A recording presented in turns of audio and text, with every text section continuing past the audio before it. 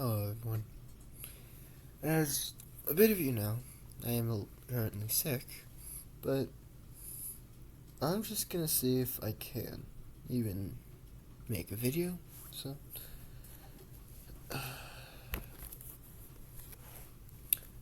Bendy, the Lost Ones. We left off on chapter 25.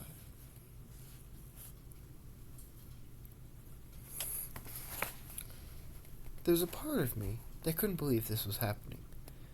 Then there was a part of me that was in a lot of pain. Pain. Intense, terrible pain. And a terrible, terrible understanding. I stared at Constance's hand in her white kid gloves. Feeling her pull my arms, and the desperation in the moment. I couldn't make eye contact. Brant!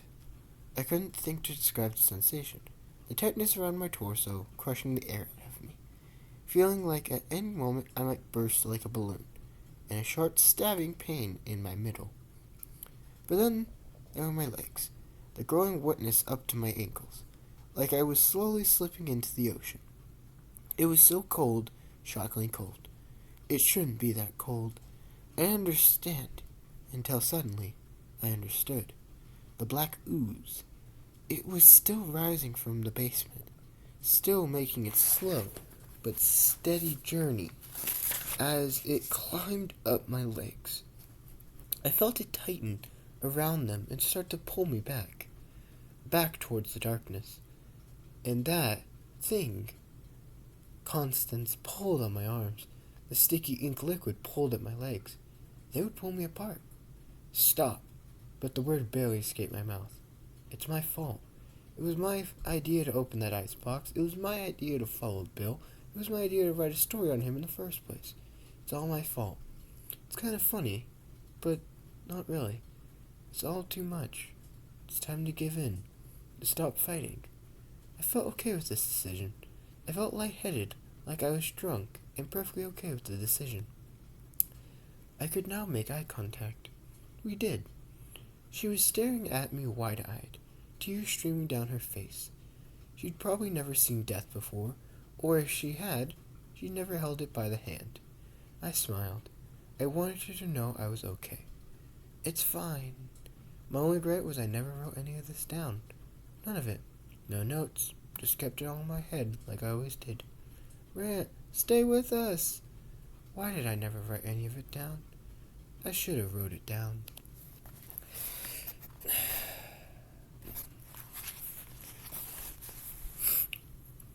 Excuse me. Chapter 26. Constance. Brant went limp. I instantly felt for a pulse on his wrist, tears in my eyes. I knew this was something you could do. I read it in my old science book. Be alive, Brant. Please be alive. You have to be alive. His skin was slick with sweat as I felt around his wrist. There it was. Faint, but it was there. I felt a relief and then an instant sense of urgency. Come on, Bill. We have to pull, I said, keeping all my focus on Brant's limp body. We can't do anything for him here. He's trapped. Even if we were strong enough, we'd pull him apart. Not to safety, he replied.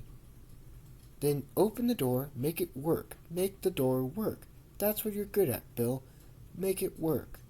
I was desperate, but I was also right. I had to be right. I can't, he said softly. Then go get help. I finally turned to look at him sitting across the landing from me. He stared at me with this expression I did not understand. He looked almost like he was in a trance, but it wasn't that. He was just scared. We can't, he said. Of course you can. This was ridiculous. Bill looked down and closed his eyes, then opened them again. This is our fault, don't you see? There's something secret down there, something we were never supposed to know about. It doesn't matter. We can deal with that after. Just get someone. Anyone. I turned back to Brant. I couldn't let go of his hands. This really couldn't be it, could it? This wasn't it. A day couldn't start so lovely and simply end in this way. It just couldn't. I could sense Bill move and get up. He was standing beside me. He was using a different tactic, I guessed. It infuriated me.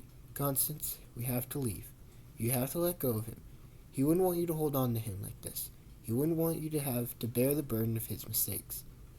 I don't know what he would have wanted. We barely knew each other. I stared at the body of the young man in front of me, limp on the ground. He was still here. He could still be saved. Well, I knew him, and you'll have to believe me. I looked at him again. I had never seen Bill like this. All disheveled, all a blotchy red face, hair out of place. He was terrified. I was too. Of course I was. But I couldn't just leave Brant. I couldn't. Even if you would have preferred it that way, people don't always make the right decisions for themselves or others. His life was worth that risk. I turned to Brant. I needed a sign telling me what to do. Do I let go or not? Could I even let go? Could I ever let go? It was then I noticed the inky black liquid spreading up over his torso, the ooze from downstairs. It found its way up to us, to him.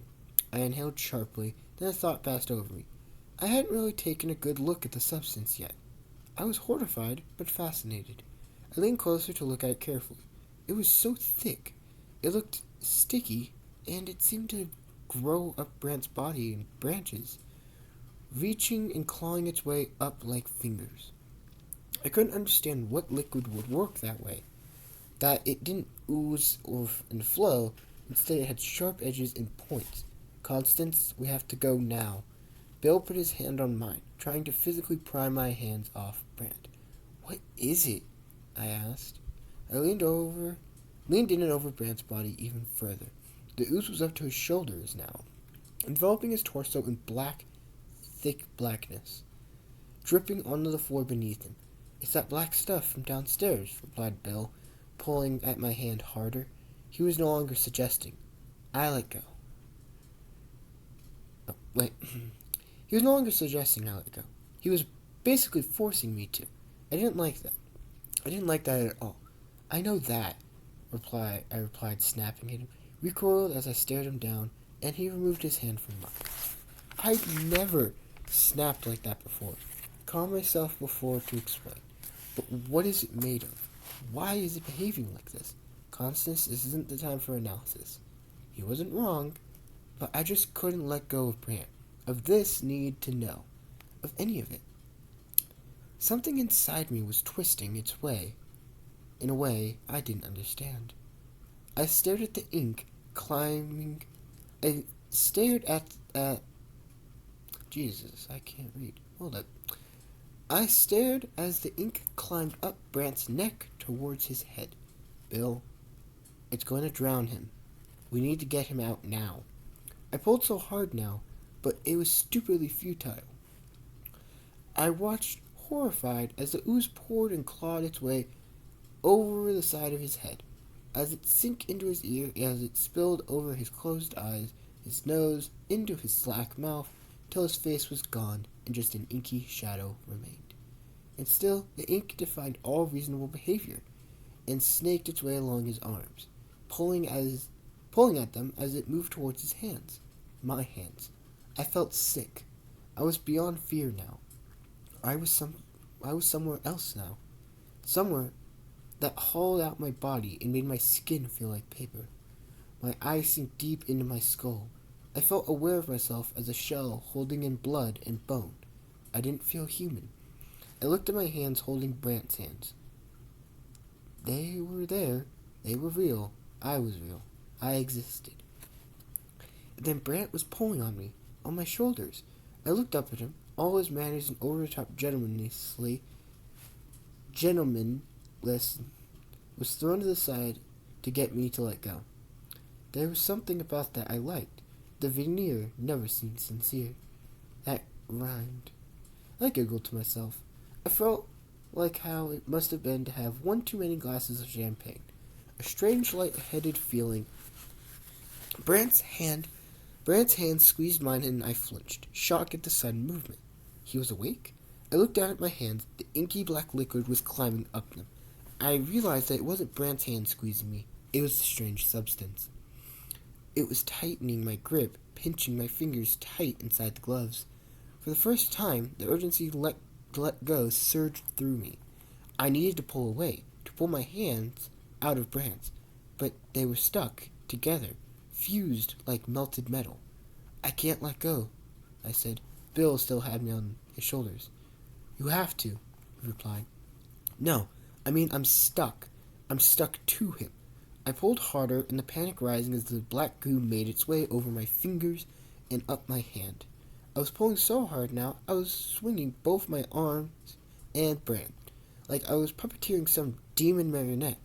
Let me pry his fingers off, said Bill, coming around beside our arms. No, I said with such force I was surprised. What? No, if you touch the substance, if you touch it, I didn't want to know the rest of the sentence was, but I knew I was right.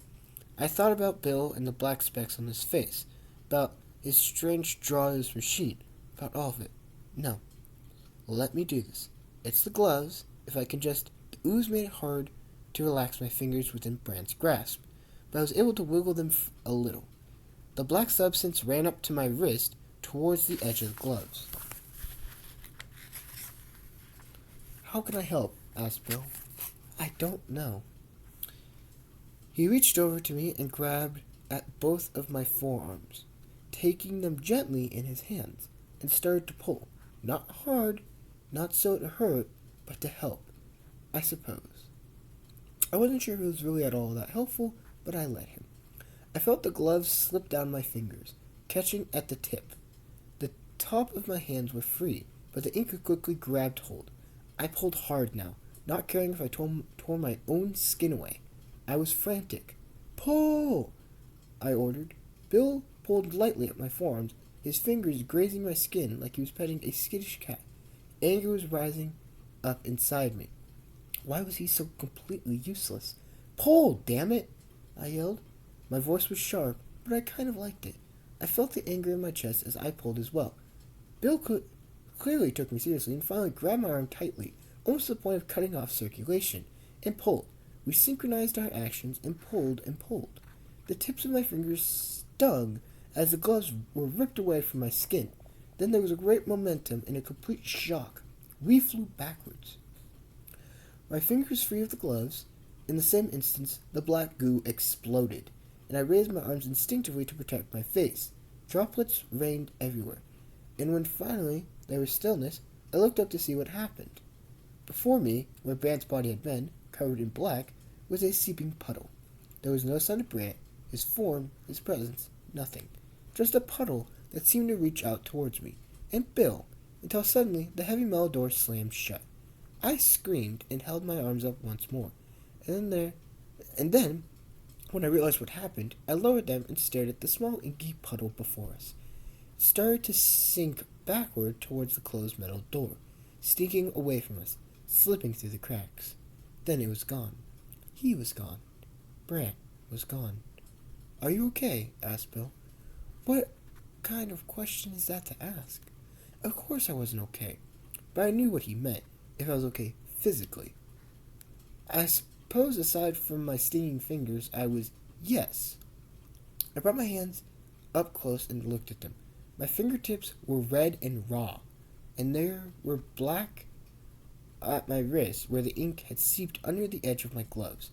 I noticed then the black on my sleeves and looked down my skirt. More black droplets from the explosion. I turned to look at Bill. He had more black speckles on his face and now some in his hair. How about you? I'm okay. He didn't look okay. Come on, let's get out of here. He was right. It was time. The idea of just leaving felt overwhelming, but it was the only thing we could do. We were glued together. Oh, not glued, tangled. I'm really not reading well. We were tangled together, as it took a moment for us to help each other. So it took a moment for us to help each other to standing. I stared at Bill. The ink had splattered across his body from head to toe, and I assumed I must look the same. He looked down at me, looked down at himself. Well, My father's gonna kill me. The anger welled up inside me again, like a sudden explosion of light in the darkness. At least that's just a metaphor. At least you aren't Brant. Bill looked at me. There was a look of betrayal in his eyes, and I immediately felt guilty. I'm sorry, I said quietly, looking down. I'm just upset. I am too, he replied, also quietly. We stood there in silence, and then, when not quite enough time had passed, he said, well, we have to get out of here. He was right. I knew he was right. Brant had just been exploded into goop, and here we are, the only two people around. We would be blamed for it all. Then again, why was it not in our way our fault? Should we not be blamed? I looked at the black stain on the floor, and my mind just couldn't fully wrap itself around the idea that Brant had vanished like that he had been, and now he wasn't. I wanted to cry, but it was all too believable. All I felt was guilt and a burning ember of anger. Let's go. I bent down and picked up my gloves carefully, pinching them from the inside. They were coated in black, but I couldn't just leave them there. Evidence of a crime. What had we done? Chapter 27. Bill. The house felt dead.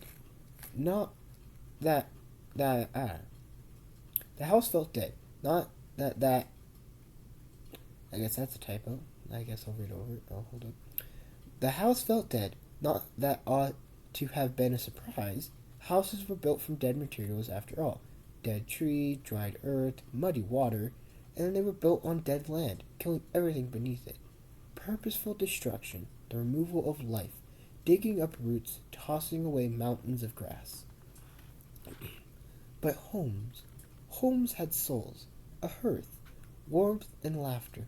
Homes had personalities that you could feel the moment you entered them. My home felt dead. Maybe it had always felt dead. There had never been a love between me and this building. That was for certain. But as I entered the foyer and closed the front door quietly behind me, I felt a cold, empty feeling, like I had entered a mausoleum. Then I was in my room. Time had slipped again, and I was standing there, in my drawers, my ink-stained clothes in a heap on the floor beside me. I felt numb, and a little stupid, like any thought I needed to unravel couldn't possibly penetrate my thick skull. The term combat fatigue circled in my head for a moment. My father had spoken about it, not for himself, obviously. He had never served. I had no idea how he managed to get around the draft, but he did. Dodged it as easy as any questions about how he managed it. But he spoke of war as if he had first-hand experience. So much that maybe some believed he had it.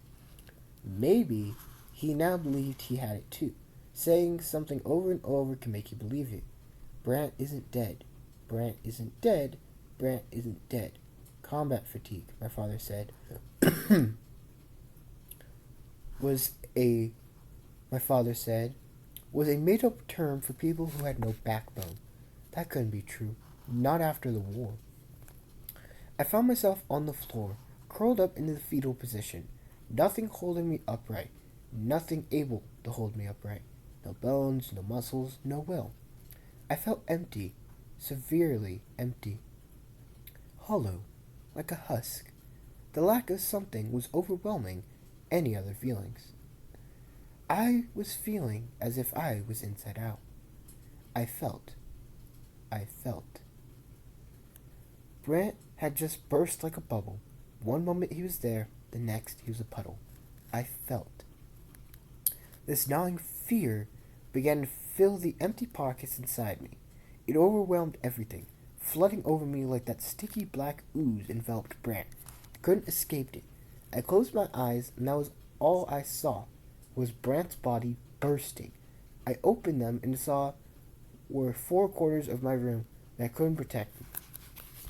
Nothing could protect me. I needed to escape. I needed a way out. I was on my feet, my backbone working again. It seemed. Oh, wait, that's a full sentence. I was back on my feet, my backbone working again, it seemed. And then I was in my father's study, at his bar filled with crystal decanters that glinted in the light of something somewhere outside. Men have drunk themselves to death, they said. I'd never seen it, but I didn't need death. I just needed a bit of a fake death right now. I had seen my father asleep on the settee in the formal sitting room, face down in a puddle of his own drool. Enough times to see how alcohol could simulate a fake death. I needed to black out. I needed to force my mind to skip time. Why did it always jump and land in the moment when my brain was most furious, when my feelings were most raw? Why couldn't I skip those parts? I picked up a decanter of whiskey, the crystal container heavy in my mind. How did this work? Did I just drink it all? Like Alice's potion? Would it make me small, so small, smaller than the dust particles in the air? Would I disappear? Brant exploding into a puddle of goo. Mr. Chambers. I turned, and the housekeeper standing in her bathrobe, her long braid over one shoulder. She stared at me, and for a moment I was in her place, looking at a pale child in his underwear, holding a large decanter of whiskey in his hand like a bottle of milk. I'm fine, Anna. Go back to sleep, I said.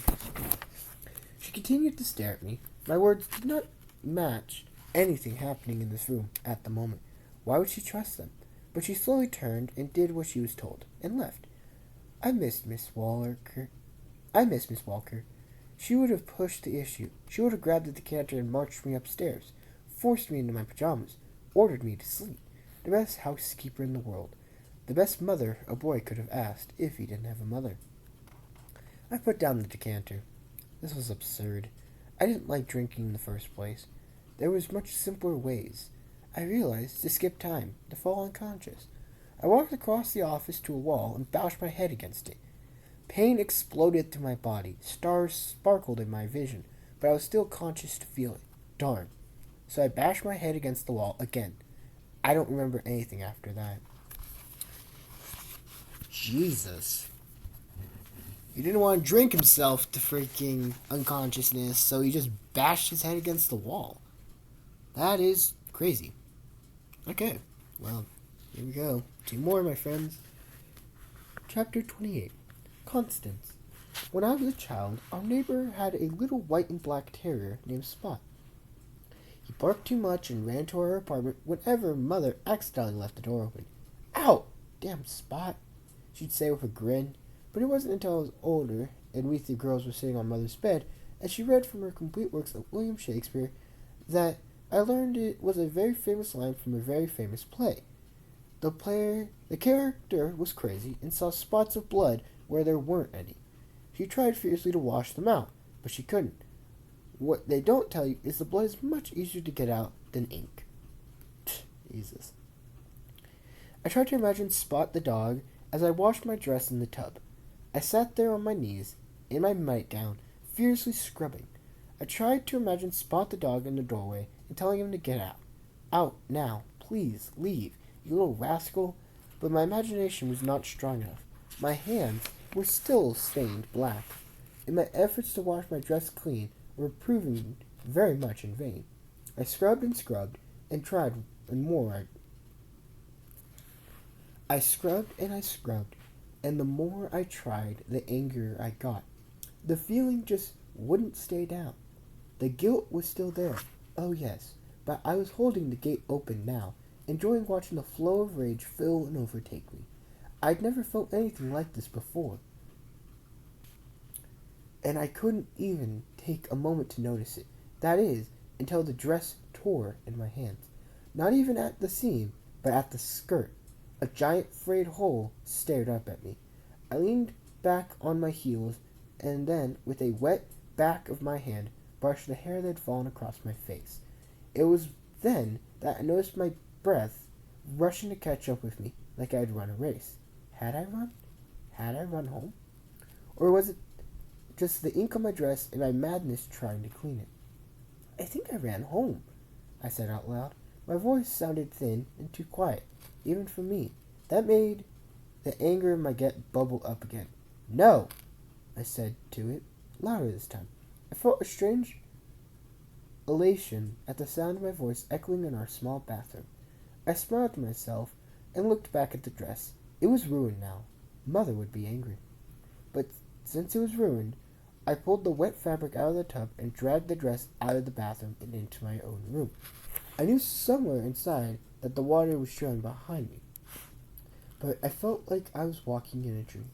I sat down on my little chair and put the wet mass of dress on my desk. It flopped onto it like a large dead fish. I looked around quickly for something to cut the material with. If I had a sewing kit in my room, then I realized, who needs scissors? I grabbed the fabric and pulled. The sound of tearing more pronounced now that it wasn't underwater. It was so satisfying. I pulled at the frayed edges. The muscles in my arms and neck tightened and engaged. When a piece of fabric came free from the rest of the dress, I felt that same elated feeling and smiled. My anger was almost turning joyful. I got up and then bent down to my knees. Reaching under my bed, my hand touched the edge of a box of my chemistry set, and my fingers grabbed for it. I pulled it out and sat admiring it for a moment, gently caressing the cover. It was such a beautiful object. I opened it and it unfolded onto my lap. 3 separate sections with bottles tightly fixed to a cardboard backing. It all looked so perfect. I didn't even want to use it, but of course I did want to use it. I unhooked the dropper from its little holder, and then I reached for the tiny bottle of bleach. That's where I'd start, in the obvious place. I filled up the dropper. I carefully held it just above the ink. My hands were shaking a little. I reached up with one to adjust my goggles, to make sure they were tight around my eyes. I didn't know what kind of reaction this strange substance might produce, and if it might be noxious gas even, with that in mind. I held my breath as I squeezed the dropper. A single drop fell onto the surface of the fabric, onto the ink. But the ink did not mingle or evaporate or do anything that I could have predicted. Instead, it peeled away from the drop and moved around it, circling it. I leaned more closer, still not breathing. The drop was so small, but my eyesight was keen. Was the ink climbing up the sides of the little drop? I tapped the drop with my dropper to burst it. It didn't spread like a bubble, but instead raced this way and that, as if it was trying to escape the ink on all sides. Brant's inky body exploded in my mind's eye. I sat upright, I yanked the goggles off and felt my throat constrict. I stared down at my hands, still stained. Chapter 29. Bill. I woke up in bed, in my nightclothes, to a sunbeam directly across my face. I squinted and felt my whole body ache. My ankles were stinging in pain, reminding me of its damage by a steady throbbing in tune with my heartbeat. I tried to prop myself upright. What had happened? Had time slipped away from me again? I reached up to run my fingers through my hair and felt some fabric on my forehead. I touched it and flinched. A bandage on my head? Had I fallen down at some point? There was a light tapping at my door. Yes? I called out, still hazy and disoriented. Sir, there's a young lady to see you. I tried to send her away, but she's rather insistent. Yes, please send her away. Thank you, Anna, I said, leaning against my headbed. Then, wait. What's her name? It's Miss Constance Gray. Everything came flooding back to me then in such a rush that I quickly turned to the sides of my bed, bent over, and threw up. I stared at the puddle of vomit and flashed to the inky one from the night before. The remains of Brant, now in inky nothingness. I fell back on my bed with a taste of sick in my mouth and the pain in my head throbbing. Mr. Chambers, tell her I'll be down momentarily. I need to freshen up. Yes, sir. What was she doing here? How had she found me? I felt fear wash over me again, and I remembered the acute need to run away from it, run away from everything. I remembered my father's study, the crystal decanters, the wall. I lightly touched my forehead. What a mad thing to do. Yet it had worked. A dreamless sleep, passing almost too quickly. One night was not enough. I needed to sleep for days, for months. Constance, who had held Brant by the hand, who witnessed the explosion too. She was downstairs, likely seeking solace and comfort after what we'd been through. It didn't assuage my fear, but it did motivate me to throw the covers off my bed in one fell swoop and finally rise to standing in a pool of my own vomit. Wonderful. Constance, I said a little too loudly as I entered the sitting room. Partly, I was trying to hide my level of discomfort. Partly, it was the discovery that she wasn't alone. My father, of all people, was keeping her company, sitting in his large, dark red winged chair, while she very daintily sipped on a glass of water on the sofa by the window. "What happened to your head?" he asked immediately. Well, that answered that question. My mysterious nurse had to have been Anna, then. Why would it have been father at all? I thought to myself, feeling a little stupid I had considered it. "I'm fine," I replied as Constance stood, and I took her hand. "Constance, it's lovely to see you." She nodded. "You too." For all we had been through the night before, she seemed quite, well, normal, for want of a better word. Her hair was perfectly curled, her jacket and dress plain but neat and clean, not a trace of ink anywhere on her person. "Father, may we have some privacy?" I asked, not sure if he'd give it to us. He sat for a moment, and finally stood. "Of course. Lovely to see you again, Miss Gray." He turned to me as he passed and said, not remotely quietly, "She's lovely and very pretty. Have your fun with her, but she's not the one." I wanted to run away. What a thing to say. "That was incredibly rude of you," said Constance. I glanced at my father, whose face had turned red. I turned to look at Constance, who had put her hand over her mouth, her eyes wide with shock. "I'm so sorry, sir," she said. "Who do you think you are?" asked my father. I felt rooted to the spot, unable to think or do anything. "I am so sorry," she said again. "Get out of my house," he ordered, pointed hard at the front door. Constance nodded and stood immediately, keeping her eyes lowered as she passed by me and my father. "I know of your sisters, girl. I've seen them out on the town with a different suitor every night. You're just like them, aren't you? Trying to lure some rich man to marry you." Constance said nothing, but I saw her hand trembling as she reached for the doorknob. "Then there's you, on the diving platform, in your bathing costume in front of hundreds. No modesty, no shame." She turned around and looked down at my father. "Then what do you call the man who hired her?" She turned and threw open the door and stormed out the house. "If I ever see you in my home again," called my father through the open door, and slammed it behind him. His rage was absolute, but there was something in it that felt weak, small, especially compared to Constance. Hers had a strange power behind it. I had never seen it before. Meanwhile, all I was feeling was great shame. I was feeling more than enough shame for everyone in the room, in the whole street. I stared at the formidable door in front of me as I heard my father storm off into his study, and then I found I could move again. It was my turn to fling the door open. "Constance!" I ran down the walk and turned to catch up to her running down the street. She was fast. I reached out to grab her shoulder, but she stopped short and turned. Her face was fire. "How dare he? I saved him and his little Phil. How dare he talk like that about a person? Any person?"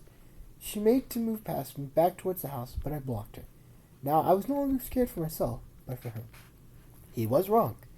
Everything he said was wrong, and you were right, but you cannot confront him. You don't understand just how dangerous he can be. Her eyes were wild. She paced in front of me like a caged animal. "After everything we've been through, I am not scared of men like him anymore," she said. I didn't know what to say to that, but I did know we needed to talk. We needed to talk about everything. "Come with me," I said. "There's a small park around the corner where we can talk." She looked at me, still seething, and then finally nodded. I led her down the street and around the corner to the park. It was so small, really just a plot of land, not big enough for a home in this neighborhood, but it had a fine oak tree and a nice little white painted bench underneath it. It looked a little bare this time of the year, but it was a nice enough place to discuss monsters in the dark. I asked her, "How are you?" "I'm fine," she replied, looking down, still playing with the loose thread on her coat. "No, not that. Not like that. How are You. She didn't say anything.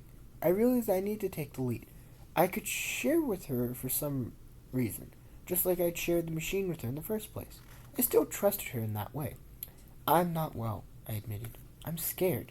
I'm scared through and through. I don't understand what happened. It was like a nightmare. But it wasn't, she said quietly. No. We sat for a moment as a cold breeze blew through the oak tree, its arms creaking in the wind, its fingers reaching out for something tangible. Are you sad? Asked Constance then. Sad? About Brant? I think I feel sad about it, but I mostly feel very angry. I also didn't know him very well, so maybe that's why? She stopped and closed her eyes, and then she opened them and looked at me. They were so blue. I couldn't find any comparison to describe how blue they were. They were just so very blue. I think I'm a bad person.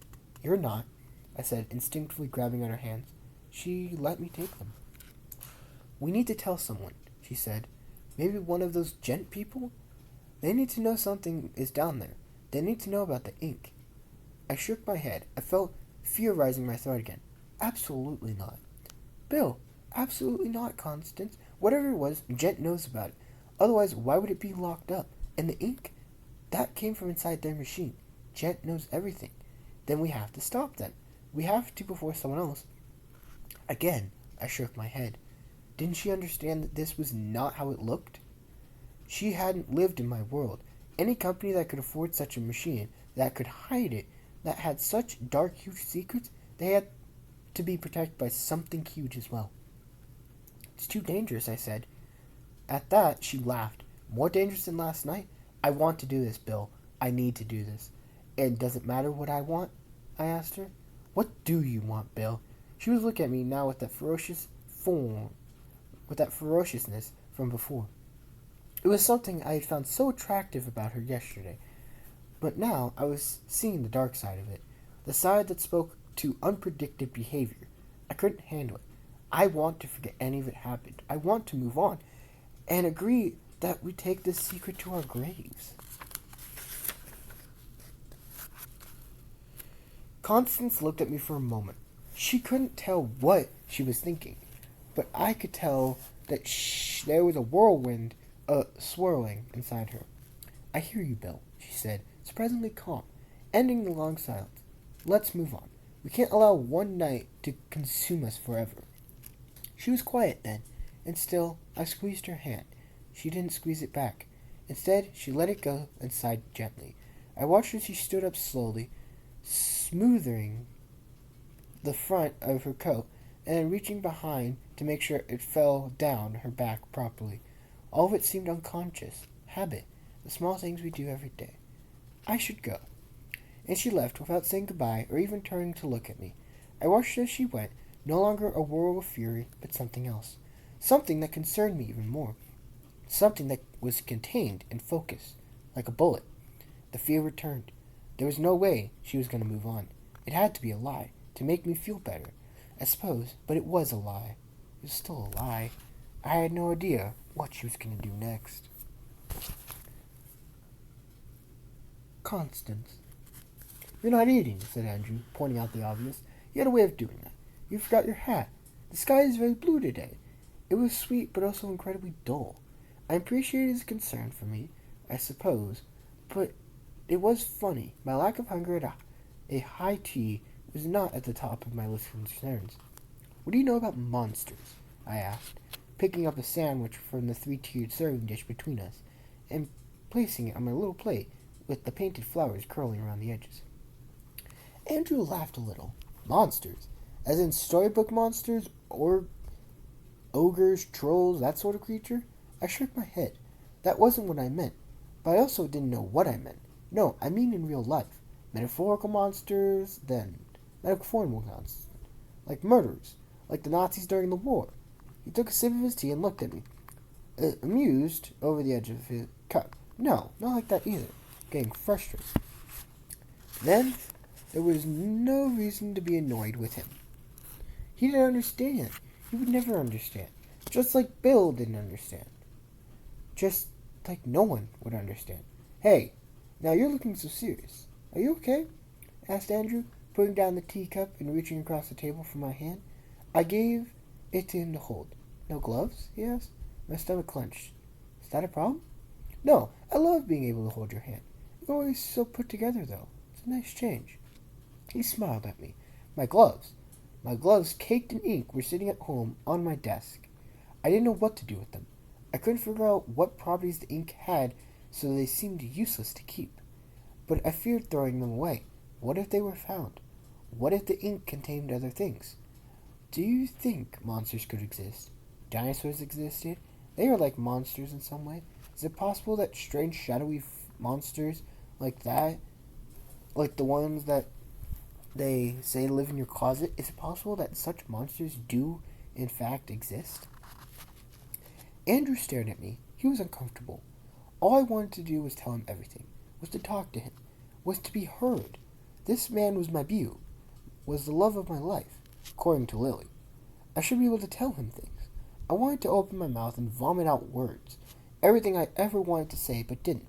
I wanted to say no to horse diving, no to playing dress up, no to the idea of dating, just no. I wanted to say no to everything and everyone and hear my voice ring out like the church bells.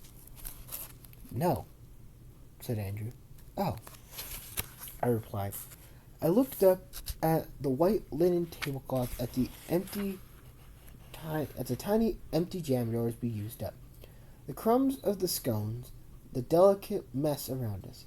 Felt urged to upend the table and just stand up and flip it over, to create a real mess, real chaos, to see the looks on the faces of other people sitting so politely around us, talking in soft tones, being appropriate.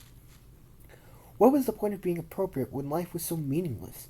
When one night could change the course of your whole life, and could destroy a breathing person, could destroy a living, breathing person. A small black beetle climbed up casually onto the tablecloth and wandered across my line of vision. Constance, said Andrew, gently rubbing the palm of my hand with his thumb, I have something I'd like to ask you. Do you see that? I asked, trying to pull my hand out of his hand, but he held fast, just like Brant, tight, so tight.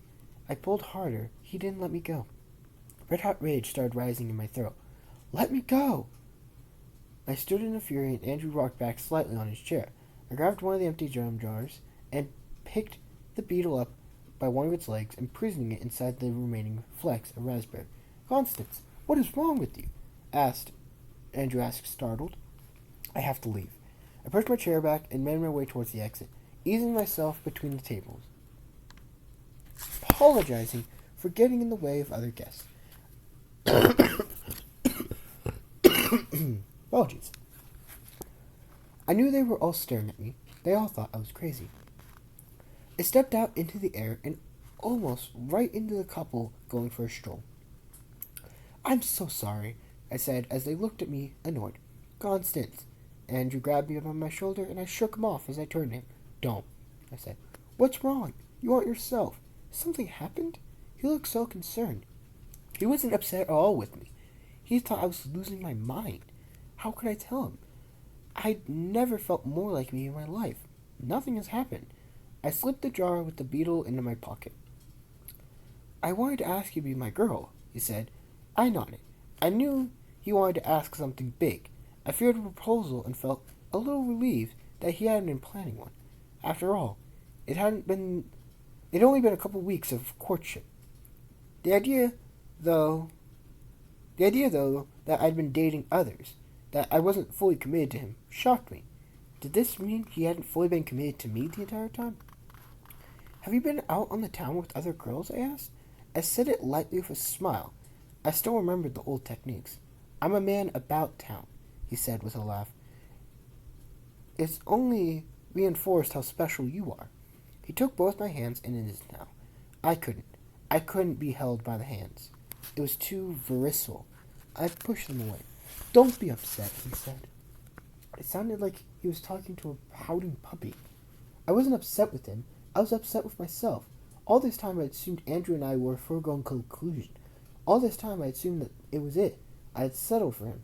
Decided the pleasantness of our intentions were good enough for me for the rest of my life. I didn't even consider that I still could go window shopping. Why hadn't I considered that? I don't think I want to be exclusive with you, I said slowly, not being able to look up at him in the eyes. I need time to consider myself first. I swear I love you, Constance. I want to marry you someday. I promise any time spent with other girls was meaningless to me. He fidgeted awkward on the spot, not being able to hold me. How lovely for those girls, I said, almost more to myself. Why are you being so cruel? He asked. I shook my head. I'm not. I'm not worried about you, about what you did. I'm worried about what I didn't do. I don't understand. He blinked at me. I don't expect you to. I finally looked up. Let's just leave things as they are for now. In fact, let's just leave it. Be done with it all. He didn't seem happy with that suggestion, but he nodded. If that's what you want, it is. It was what I wanted. It was actually what I wanted. The feeling of knowing what I wanted and getting what I want was overpowering. What else did I want? I want to go home now, I said. Of course, he replied, and so I did. Well, everyone, that is chapter 30 of Bendy and Lost Ones. Oh, shit. So, yeah. Apologies for that last end part. Wasn't meaning to do that, but yes, now the people who watch can know what I look like. Hooray. Hope you guys have a great day, and well, hopefully your day goes better than mine. Hope you all stay healthy. Bye-bye.